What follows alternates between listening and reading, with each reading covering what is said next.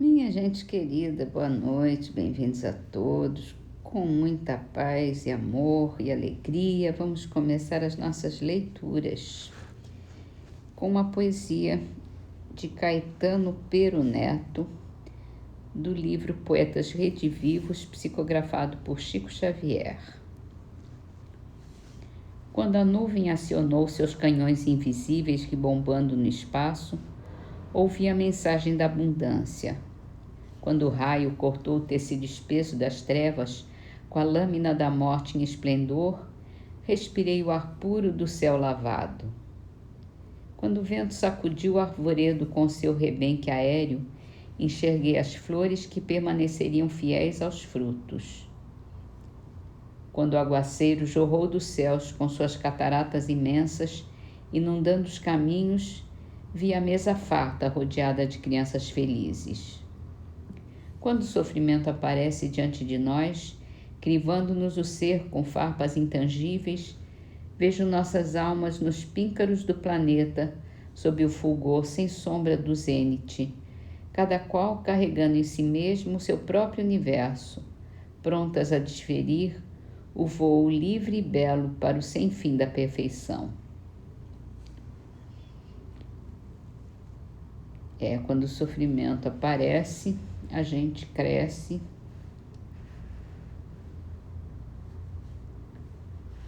amadurece e se torna melhor. É esse o objetivo também do sofrimento, né?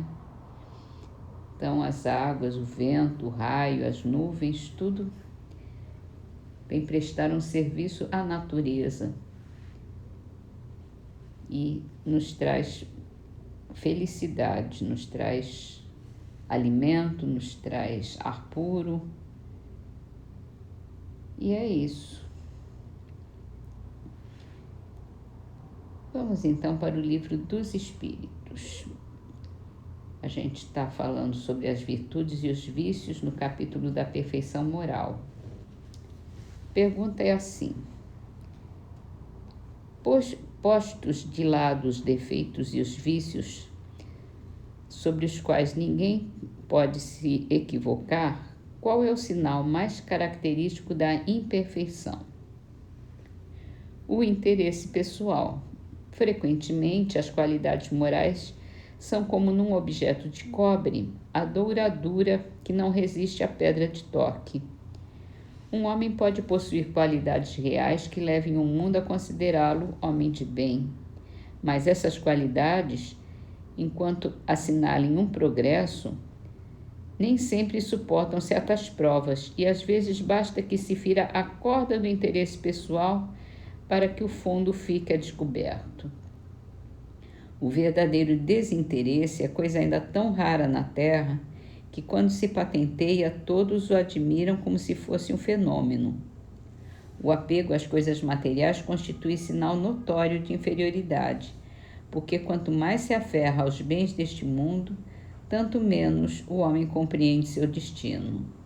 Pelo desinteresse, ao contrário, demonstra que encara de um ponto mais elevado o futuro.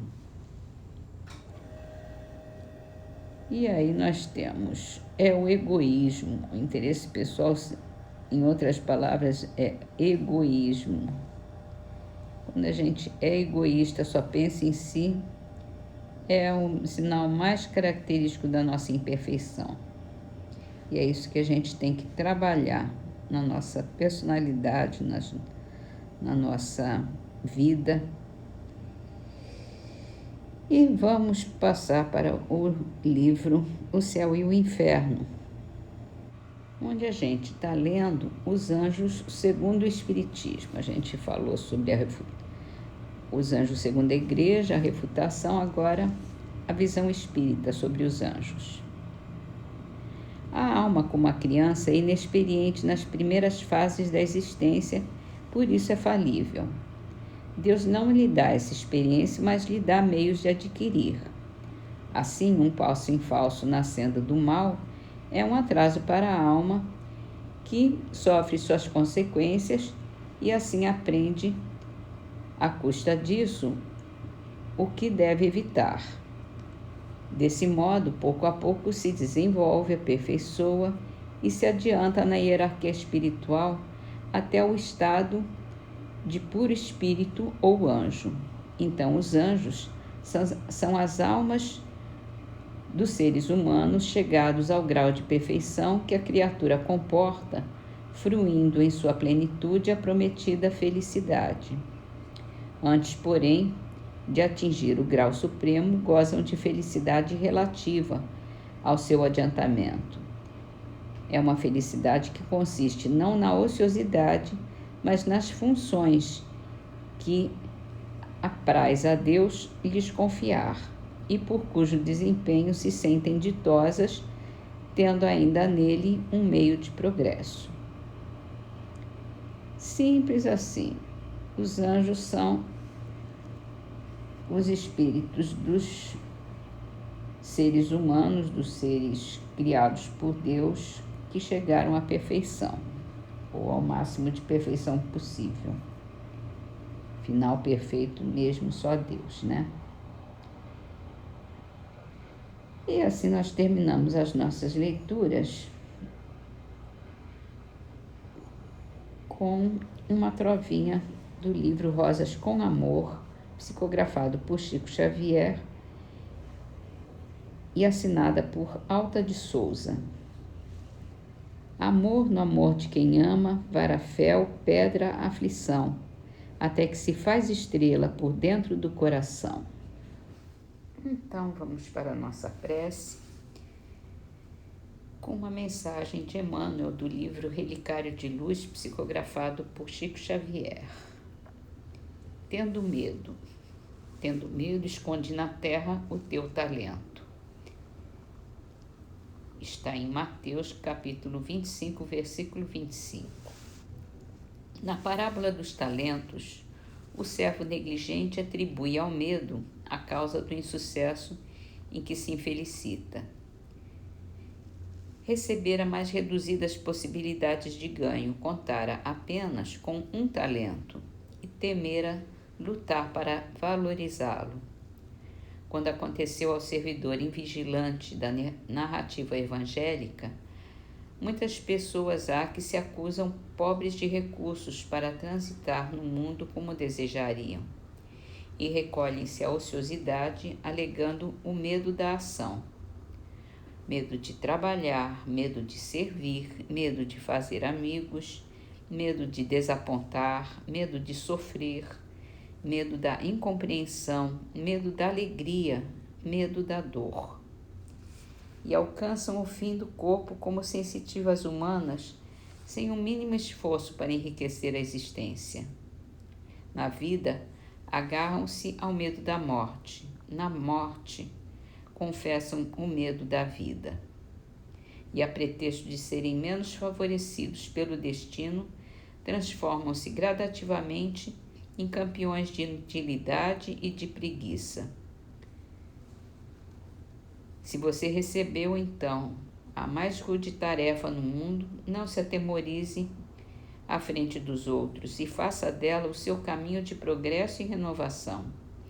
Por mais sombria que seja a estrada a que você foi conduzido pelas circunstâncias, enriqueça-a com a luz do teu esforço no bem, porque o medo não serviu como justificativa aceitável no acerto de contas entre o servo e o Senhor.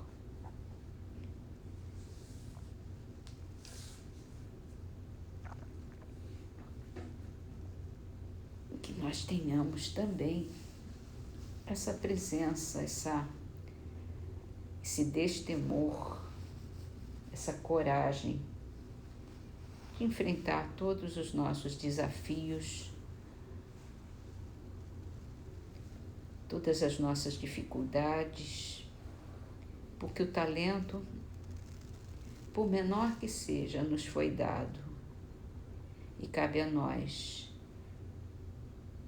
fazê-lo crescer, produzir. Isso quer dizer nos aperfeiçoarmos.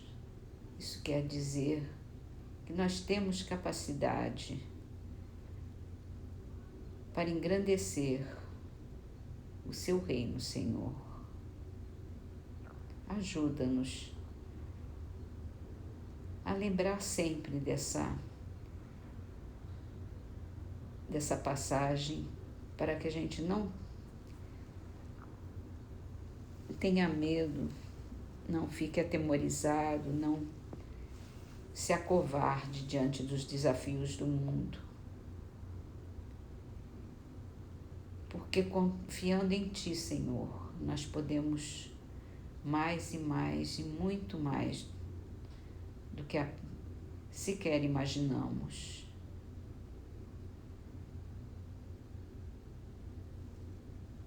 E assim, Senhor, nós te agradecemos, porque sabemos que está conosco, porque contamos com a Sua presença dentro de nós, em cada momento de nossa vida. Pedimos, Senhor, que abençoe a todos, que leve as nossas vibrações de amor e paz,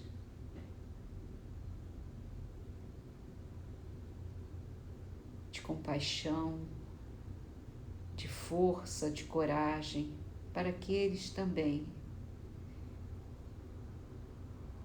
enfrentem todas as dificuldades e confiem em Ti, Senhor. Obrigada, meu Deus, que assim seja.